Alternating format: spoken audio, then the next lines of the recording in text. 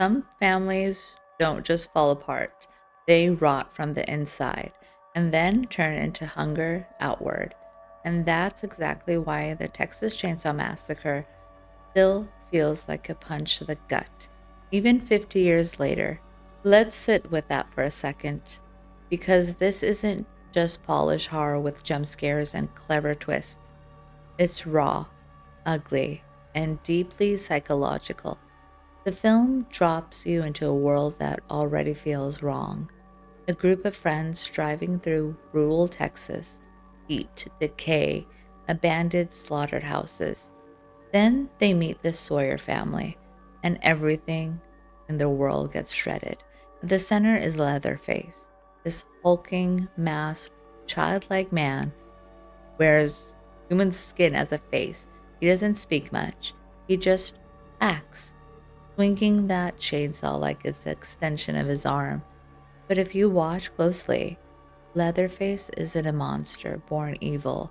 He's a product of total neglect and dysfunction. Psychologically, Leatherface shows severe developmental issues, likely intellectual disabilities, combined with profound attachment trauma.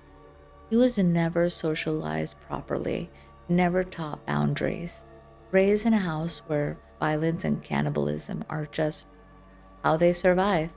He makes masks from victims' faces because he doesn't have a stable identity of his own.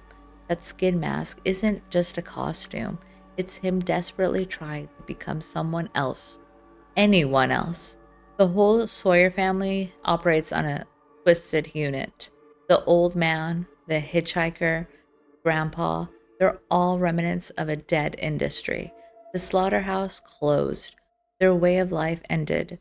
So they kept the only skill they had, killing, and applied it to whatever walked through their door. This is intergenerational trauma turned cannibal.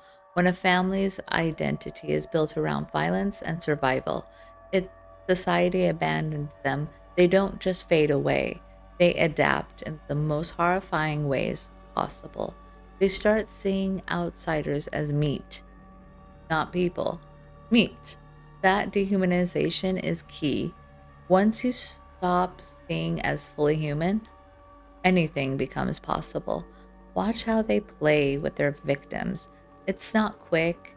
They laugh, they argue, they treat the terror like family entertainment. That casual sadism, the way they bicker over dinner like any dysfunctional household, that's what makes it so disturbing. The horror isn't just violence, it's how normal it feels to them. In psychology, we see echoes of this in extreme cases of shared delusional disorder, where families trapped in poverty and isolation, when basic needs aren't met for generations, morality erodes, empathy dies. The family becomes a closed system that reinforces its own sickness. Leatherface, especially, hits hard because there's something almost pathetic under the terror. He gets scolded by his family. He panics when things go wrong. In one scene, he even wears a woman's face and dress, trying to play the role of the daughter for a woman. That gender fluidity mixed with violence shows deep identity confusion. He's a blank slate that a family filled with brutality. The film taps into primal fears about the rule of the unknown, the idea of just being on the highway. There are people living by their rules so different from ours that we become livestock. That loss of safety, that sudden realization that simple civilization is thinner than you think, it lingers. Sally's escape is pure desperation. She's covered in blood, and her own blood, if you know, screaming, watching her friends get slaughtered one by one. Her final breakdown of laughing hysterically while covered in gore. That's an accurate trauma response where the mind has seen too much, it cracks. The nervous system floods. Some people laugh, some dissociate. Sally does both. What makes this movie a psychological landmark is how it refuses to explain everything. There's no big backstory monologue, no tragic origin that makes the Sawyer sympathetic. They just are products of a broken world doing what they know.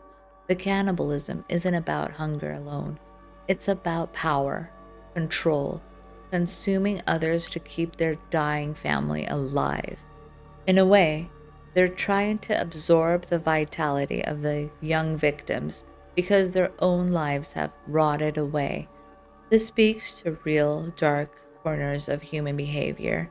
When people feel forgotten by society, some turn inward and destroy each other, or outward and destroy strangers. The Sawyers do both. The sound design, the constant heat, the screaming engines, it all creates this feeling of suffocating dread. Your body feels the stress even while watching. That psychological horror at its best. Not through big monsters, but through atmosphere and the slow erosion of hope. Leatherface in the end, dancing with the chainsaw at the sunrise, covered in blood. That image stays with you. He's not celebrating victory exactly, he's just continuing. This is his life. This is normal.